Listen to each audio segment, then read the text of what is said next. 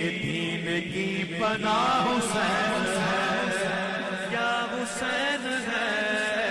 میرا بادشاہ حسین ہے، میرا بادشاہ حسین ہے، میرا بادشاہ۔ بسم اللہ الرحمن الرحیم۔ السلام علیکم ناظرین، میں ہوں شہریار شوکت اور آپ دیکھ رہے ہیں فلسفہ شہادت کی سیریز، جس کے اندر ہم آپ کو واقعہ کربلا، شان فاروق اعظم اور شان امام حسین رضی اللہ تعالیٰ عنہ ان کے فضائل کے متعلق بتا رہے ہیں۔ وہیں ان کی شہادت و ان کی قربانیوں میں ہمارے لیے کیا پیغام پوشیدہ ہے، اس پر بھی علماء سے گفتگو ہو رہی ہے۔ ہم نے پچھلی ایک ساتھ میں بھی دیکھا کہ کس طرح حضرت امام حسین رضی اللہ تعالیٰ عنہ بلانے پر کربلا چلے گئے، اور نہ صرف چلے گئے بلکہ وہاں بھی کم تعداد ہونے کے باوجود، یوں کہہ لیجئے کہ اپنی ظاہری ایک طاقت جو ان کے سامنے تھی، اس طاقت کو دیکھنے کے باوجود وہ حق پر ڈٹے رہے، وہ جھکے نہیں، اور انہوں نے مظلوم کا ساتھ دینے کی پوری کوشش کی، اور اللہ رب العزت کے جو احکامات ہیں، رسول اللہ صلی اللہ علیہ وسلم کے جو احکامات ہیں، ان احکامات پر چلتے ہوئے انہوں نے اپنی جان دے دی، اور امت کو یہ پیغام دے گئے کہ آج بھی وقت کے یزیدوں کے سامنے ڈٹنا ہمارا فرض ہے، چاہے وہ کتنا ہی مضبوط کیوں نہ ہو۔ مفتی ریحان آفتاب صاحب میرے ساتھ موجود ہیں۔ مفتی صاحب، سب سے پہلے تو آپ کا بہت شکریہ کہ ہم نے آپ کو دعوت دی اور آپ اس پروگرام میں چلے آئے۔ مفتی صاحب، پہلا سوال میں بغیر کسی تاخیر کے آپ سے یہ کرنا چاہوں گا کہ کہا یہ جاتا ہے کہ 72 لوگ اس قافلے میں شامل تھے۔ مجھے یہ بتائیے گا، یہ 72 ہی تھے یا تعداد میں کوئی اختلاف ہے؟ اور امام عالی مقام کے رفقا کون تھے؟ کون کون افراد ان 72 لوگوں میں شامل تھے؟ شہریار بھی سب سے پہلی بات تو اس میں یہ کہ 72 کا ہونا یقینی نہیں ہے، بلکہ اس میں تاریخی روایات ہیں۔ 73 بھی ہے، 71 بھی ہے، 79 بھی ہے، 82 بھی ہے، 100، 103، مطلب مختلف روایات اس میں موجود ہیں۔ تو 72 کا ہونا یقینی نہیں ہے، تاہم یہ ہے کہ مشہور روایت جو زیادہ تر 72 کی آ رہی ہوتی ہے۔ اس میں حضرت امام حسین رضی اللہ تعالیٰ عنہ کے ساتھ جو ہے اہل بیت میں سے ایک روایت کے مطابق جو ہے، تاریخی روایت کے مطابق جو ہے 22 افراد تھے اہل بیت میں سے، دیگر کچھ غلام تھے اور دیگر لوگ موجود تھے۔ اور اہل بیت میں سے حضرت علی رضی اللہ تعالیٰ عنہ یعنی امام حسین رضی اللہ تعالیٰ عنہ کے بھائی موجود تھے، ان میں حضرت عباس بن علی تھے، جعفر بن علی تھے، عبداللہ بن علی، عثمان بن علی، حضرت عمر اور حضرت ابو بکر بن علی، یہ افراد میں موجود تھے۔ اسی طرح حسن رضی اللہ تعالیٰ عنہ کی اولاد میں سے بھی تھے، ان میں ابو بکر بن حسن تھے، بشر بن حسن، عبداللہ بن حسن، قاسم بن حسن، عمر بن حسن۔ اسی طرح حضرت امام امام حسین رضی اللہ تعالیٰ عنہ کے صاحبزادے علی اصغر، علی اکبر موجود تھے۔ اسی طرح عبداللہ بن جعفر رضی اللہ تعالیٰ عنہ جو تھے، ان کے بیٹے تھے محمد بن عبداللہ بن جعفر، اون بن عبداللہ بن جعفر۔ اسی طرح مسلم بن عقیل کے جو اولاد میں سے تھے محمد، ابراہیم، اور اسی طرح دیگر حضرات بھی ان میں موجود تھے۔ تو یہ حضرات امام حسین رضی اللہ تعالیٰ کے ساتھ شامل موجود تھے۔ پہلے تو مفتی صاحب آپ کا شکریہ، آپ نے جواب میں اہل بیت اور صحابہ کی محبتوں کا جو پیغام دے دیا۔ 72 رفقا میں ابو بکر، عمر، عثمان، سبحان اللہ، کیا کہنے، یہی تو محبت ہے۔ مجھے یہ بتائیے گا کہ آج ہم دعوے دار تو ہیں، لیکن یہ جب وقت کے یزید ظلم کرتے ہیں تو ہم بول کیوں نہیں پاتے مفتی صاحب؟ زبانوں پر تالے کیوں ہیں؟ شریعت کی سب سے پہلے بنیادی چیزیں انسان کا حق کے خلاف بولنے کے لیے نا ایمانی کیفیت کا ہونا ضروری ہے۔ حدیث پاک میں اس کو میں تھوڑا تفصیل سے اگر مختصر اور تھوڑا تفصیل کوشش کروں گا کرنے کی، اس میں امام آپ علیہ السلام نے ایک روایت فرمائے، مفہوم ہے انصر اخاک ظالما و مظلوما، اپنے بھائی کی مدد کرو چاہے وہ ظالم ہو یا مظلوم ہو۔ اب اگر کوئی آدمی انسان ہے اور اس کے اندر ایمانی کیفیت موجود ہے، تب تو جا کر وہ باطل کی خلاف ڈٹ بھی جاتا ہے، پھر وہ نہ ہی اپنے اسباب پر نظر کرتا ہے، نہ ہی آپ کو نظر آئے گا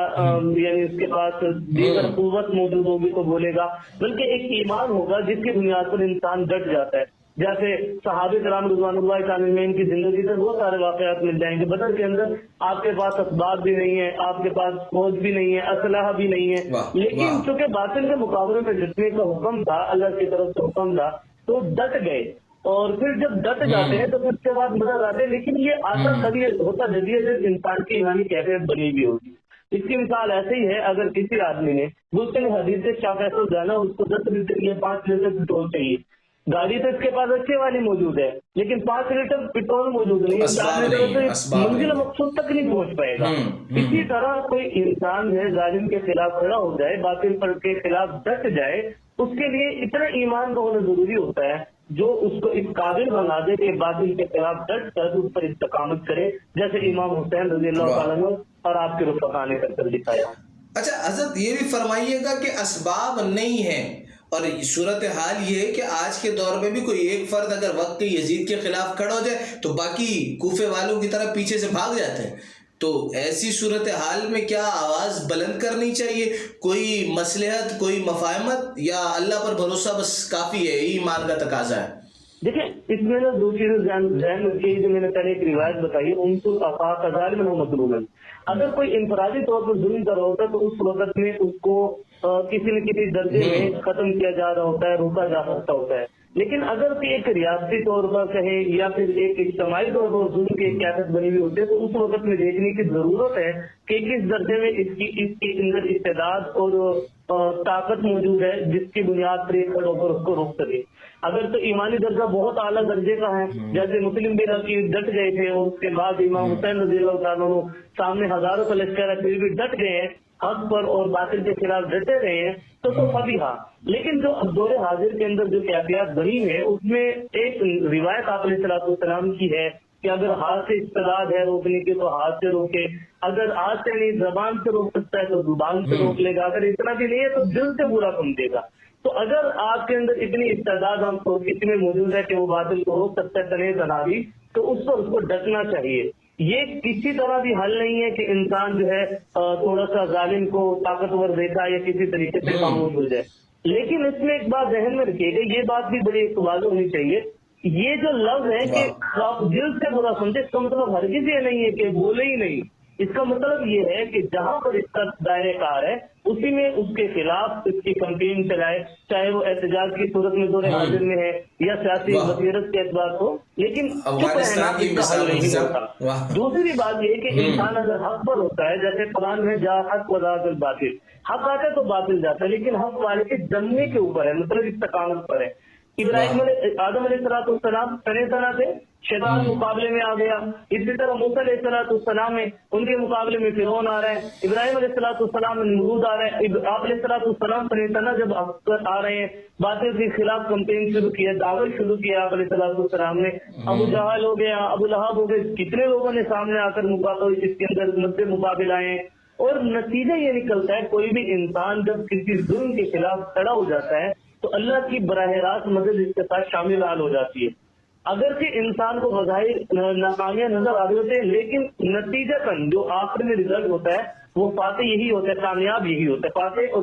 کامیاب اور کامرانی اس کے قدم چومتی ہے۔ تو دور حاضر میں بھی اگر کوئی لوگ اس کا ساتھ نہیں دیتے ہیں تب بھی استعداد کے مطابق اس کا خاموش رہنا نہیں بلکہ استعداد کے مطابق کوشش کرتے رہنا لازم ہے۔ مفتی صاحب بڑا مزہ آ رہا ہے آپ کی گفتگو سن کے۔ دو باتیں میں نے آپ کی اس گفتگو سے سنی، ایک 72 میں ابوبکر عمر عثمان بھی تھے آئے ہیں اور وہ اہل بیت کے فرزندان تھے، اور دوسری بات میں نے آپ سے یہ سنی کہ حق پر ڈٹنا ہے چاہے حالات کچھ بھی ہوں، اور ہم نے اس چیز زبانیں بند نہیں رکھنی بلکہ آواز بلند کرنی ہے۔ مفتی صاحب سمرائز کرتا ہوں مختصراً، یہ بتائیے کہ اس کربلا کے واقعے کا، شہادت امام عالی مقام کا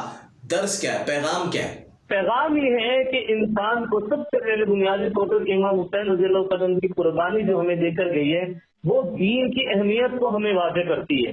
کہ اگر جان جائے، اولاد جائے،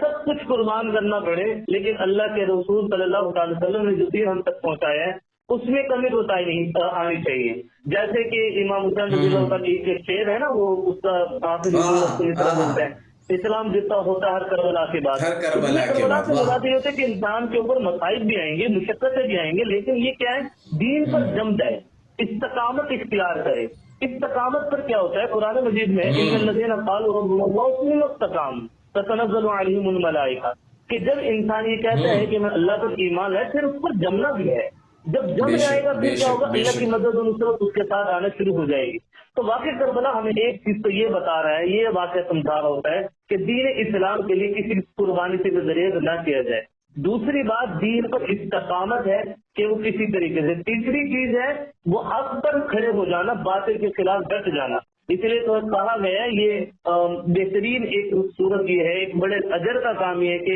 ظالم جابر حکمران کے سامنے حق بات کہی جائے. یہ ہمارے پاس اس کا پیغام پہنچتا ہے اور اس کو مینو ان لینے کی ضرورت بھی ہے. بہت شکریہ مفتی ریحان آفتاب صاحب، آپ نے اپنے قیمتی وقت میں سے ہمیں وقت دیا. آج کی ٹرانسمیشن کو ناظرین یہیں پر اختتام پذیر کریں گے. مجھے اور میری ٹیم کو اگلی ٹرانسمیشن تک کے لیے اجازت دیجیے. اگلی قسط تک آپ سے اجازت چاہیں گے اور اس ٹرانسمیشن کے آخر میں اختتامی کلام فہیم خان جدون کی آواز میں. دل نہ ٹھہرا سلام سے آقا بات کیجئے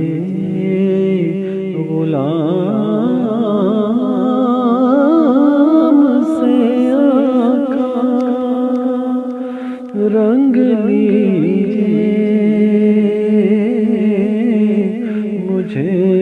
محبت میں آپ اپنے کلام سے آقا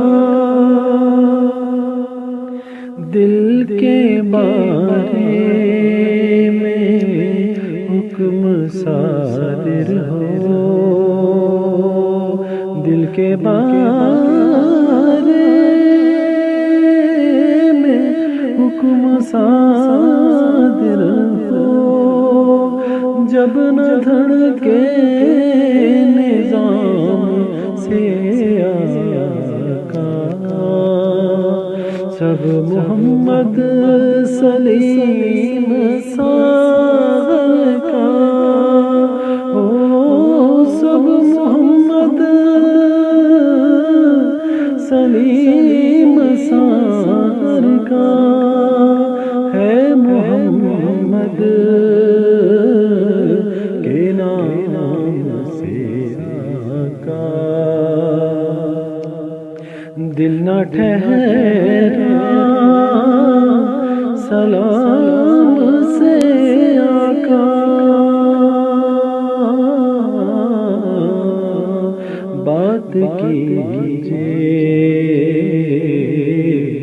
غلام سے آقا